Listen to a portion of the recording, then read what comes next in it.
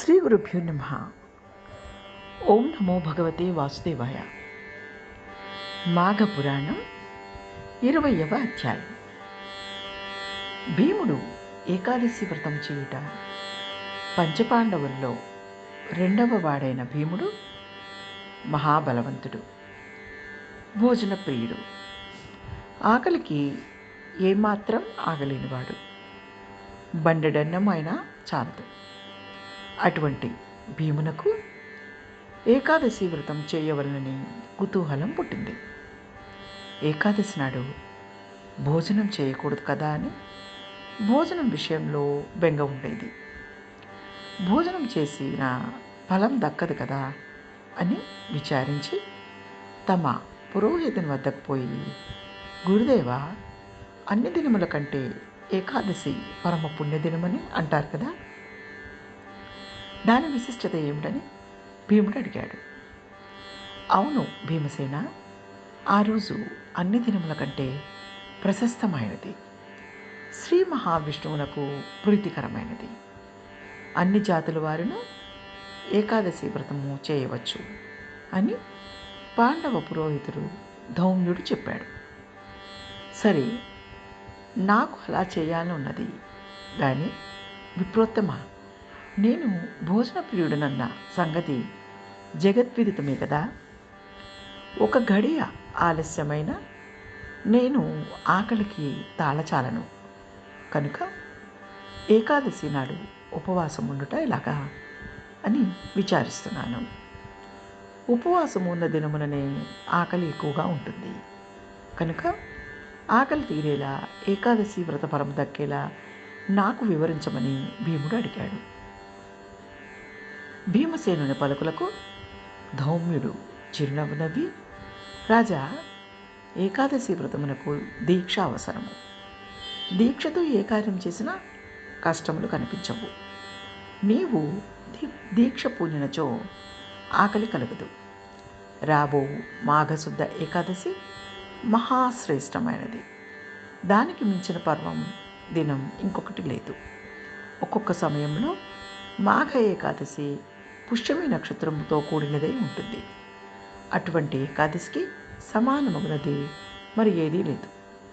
సంవత్సరంలో వచ్చు 24 ఏకాదశుల్లో మాఘశుద్ధ ఏకాదశి మహాపర్వదినము. ఆ రోజు నియమము తప్పకుండా ఏకాదశి వ్రతము ఆచరించు. ఆకలి గురించి దిగులు పడకు అని ధౌమ్యుడు భీమునకు వివరించాడు. ధౌమ్యుని వల్ల తన సంశయం నెరవేరుటచే మాఘశుద్ధ ఏకాదశి నాడు అతి నిష్ఠతో వ్రతం చేసి ఉపవాసం ఉన్నాడు. మాఘశుద్ధ ఏకాదశి భీమ ఏకాదశి అని పిలుస్తారు. ఓ దిలీప మహారాజా, పరమేశ్వరునకు అత్యంత ప్రీతికరమగు శివరాత్రి కూడా మాఘమాసంలోనే వస్తుంది. మహాశివరాత్రి మహాత్మ్యమును కూడా వివరిస్తాను. శ్రద్ధాళుడవై ఆలకింపుము అని వశిష్ఠుల వారు దిలీప మహారాజుతో చెప్పసాగారు.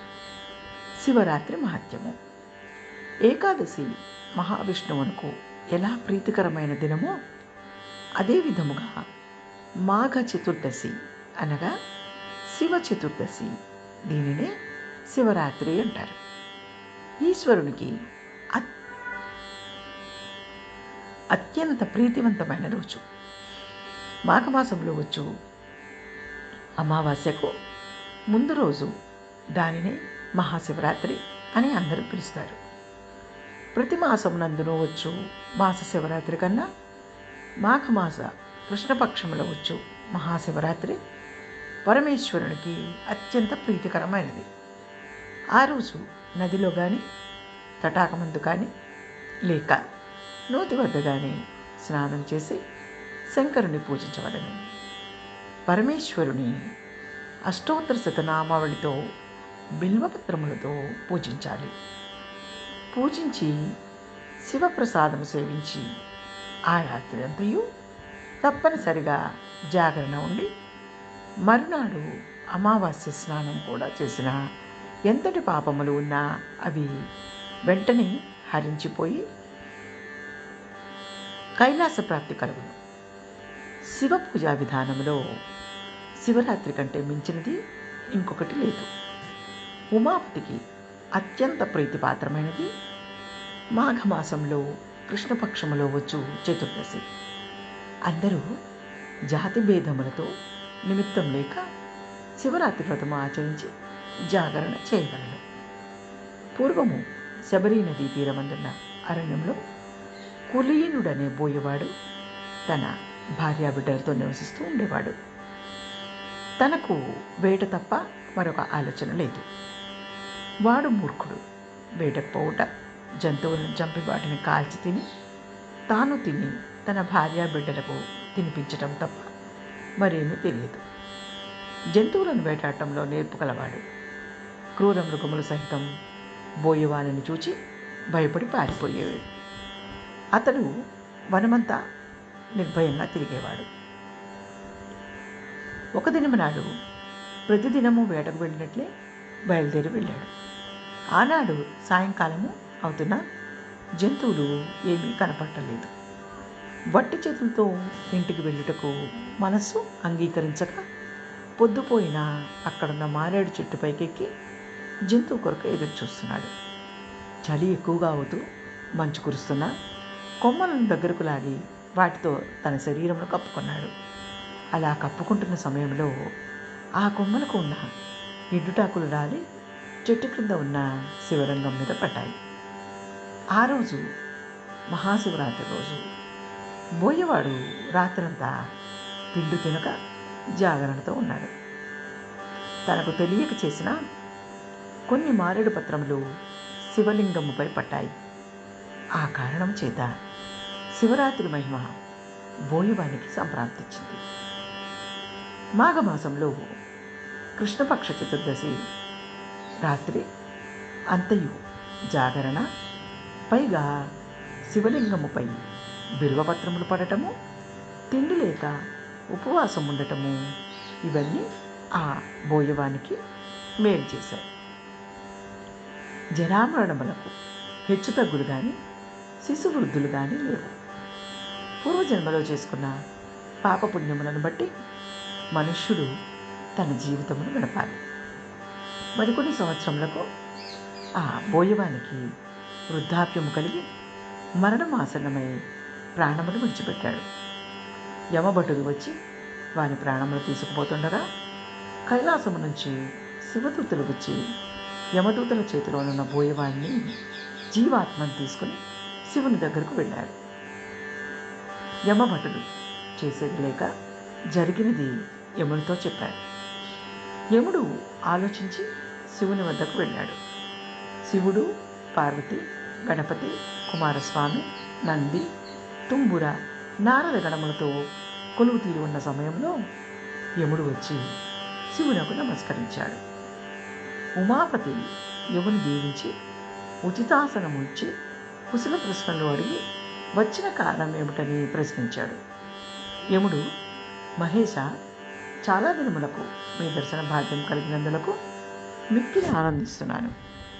నేను రావడం నాకు కారణము, ఇంతకుముందు మీ దూతలు తీసుకువచ్చిన బోయేవాడు మహాపాపి, క్రూరుడు. దయాదాక్షిణములు లేక అనేక జీవహింసలు చేసి ఉన్నాడు. ఒక దినమున అనగా మహాశివరాత్రి నాడు తాను యాదృచ్ఛికంగా జంతువులు దొరకనందున తిండి తినలేదు. ఆ రాత్రి చలిబాధకు తట్టుకొనలేక బిల్వపత్రములను కప్పుకున్నాడు. జంతువులను వేటాడకు రాత్రి అంతయు మెలకువగా ఉన్నాడు. కానీ చిత్తశుద్ధితో తాను శివలింగమును పూజించలేదు. అతనిని కైలాసమునకు తీసుకుని వచ్చేట భాగ్యమా? అంతమాత్రంన అతనికి కైవల్యం దొరుకుతుందా అని యముడు అడిగాడు. యమధర్మరాజా, నాకు ఎంతో ప్రీతికరమైన మహాశివరాత్రి పర్వదినమున బిల్వపత్రములు నాపై వేసి తిండి లేక జాగరణతో ఉన్న ఈ బోయేవాడు కూడా పాప విముక్తుడు కాగలడు. ఈ బోయేవానికి కూడా ఆ వ్రత ఫలం దక్కుతుంది. ఈ బోయేవాడు పాపాత్ముడైనప్పటికీ శివరాత్రి మహిమ వలన నా సాయుధ్యము ప్రాప్తమైందని పరమేశ్వరుడు యమునికి వివరించాడు. యముడు చేసేది లేక చంద్రశేఖరుని వద్ద నుండి వెళ్ళిపోయాడు. ఇది మాఘమాసపు మాఘపురాణపు 20వ అధ్యాయం. ఓం నమో భగవతే వాసుదేవాయ. లోకా సమస్తా సుఖినో భవంతు.